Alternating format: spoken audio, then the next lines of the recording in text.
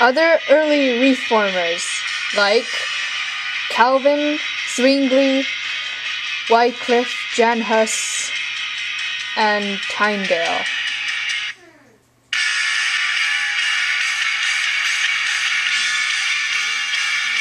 Luther wasn't the only person who contributed to the Reformation. There were some other people like Wycliffe and Jan Hus. Yo, what up? I'm Wycliffe, and I translated part of the Bible. Yeah, ponies, dude. Wycliffe believed that the Bible, not the Pope, was the ultimate source of religious authority. But he was accused of heresy, which is opinions that contradict the church. Back then, heresy was a very bad thing. The other person, Jan Hus, read Wycliffe's stuff and agreed with him. The true leader of the church was Jesus Christ and not the Pope. But he was burned at the stake for saying that. Jesus was the head of the church, is what Jan Hus said. Another person was Erasmus, which sounds like a razor, but who cares? He published a book called Praise of Folly. And he did other things, because other people say that Erasmus laid the egg and Luther hatched it. Zwingli,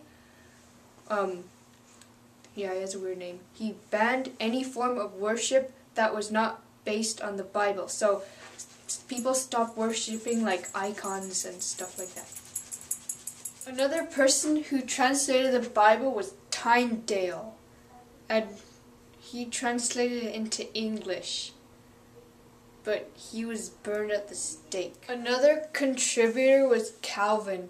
He emphasized that salvation came only from God's grace, so you couldn't buy it with indulgences. He also emphasized hard work and careful use of money. Calvin emphasized careful use of money.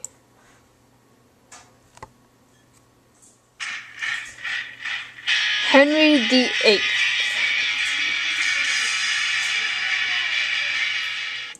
Another contributor to the Reformation was King Henry VIII, that dude on the screen there. So he didn't have any major disagreements with the Catholic ways like Luther and Wycliffe and some of the other people, but the main two reasons were that he wanted a divorce and he no longer wanted to share power with the church. But when he wanted to divorce, the Pope wouldn't let him.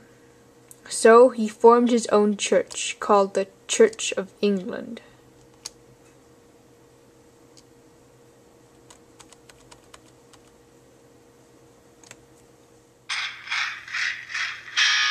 The Great Schism and reasons for breakup.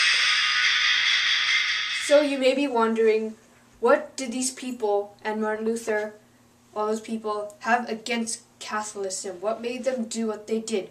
Well, the main thing was the indulgences thing, which I already explained. They believed that it was basically selling forgiveness. Another thing was some people were sort of bending the rules. Like nuns weren't supposed to get married, but some would. And another thing was the church was selling offices, which are like positions, like leadership positions. So then kings and queens tried to increase power, and they came into conflict with the Pope over church property and offices. King Philip tried to tax the Pope, but then he was excommunicated, so he sent soldiers to kidnap the Pope. And then many Europeans believed that the kings controlled the papacy, which is being the Pope, so they lost respect for the Pope. An Italian dude was elected Pope. They refused to move back to Avignon, which is where we're supposed to be. So then some people, they elected another Pope, so there were two Popes, and then a third Pope was elected. This is called the Great Schism. So that was my report on the Reformation. Again, Professor Edbrook at Reformation University. The only thing you learn about is the Reformation. That's our motto. So let's look at some of the people we have studied so far. Wycliffe, who translated a lot of the Bible.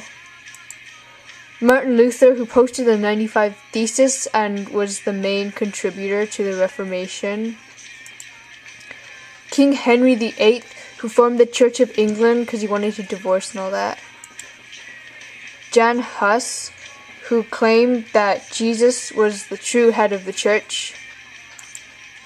Tyndale, who also translated part of the Bible into English. John Calvin, who emphasized salvation came only from God's grace and emphasized hard work and careful use of money. Zwingli, who banned any form of worship not based on the Bible. And Catherine of Siena, who was the special area of interest. And I didn't mention this, but she tried to end the Great Schism. So, watch my rad conclusion, that's next.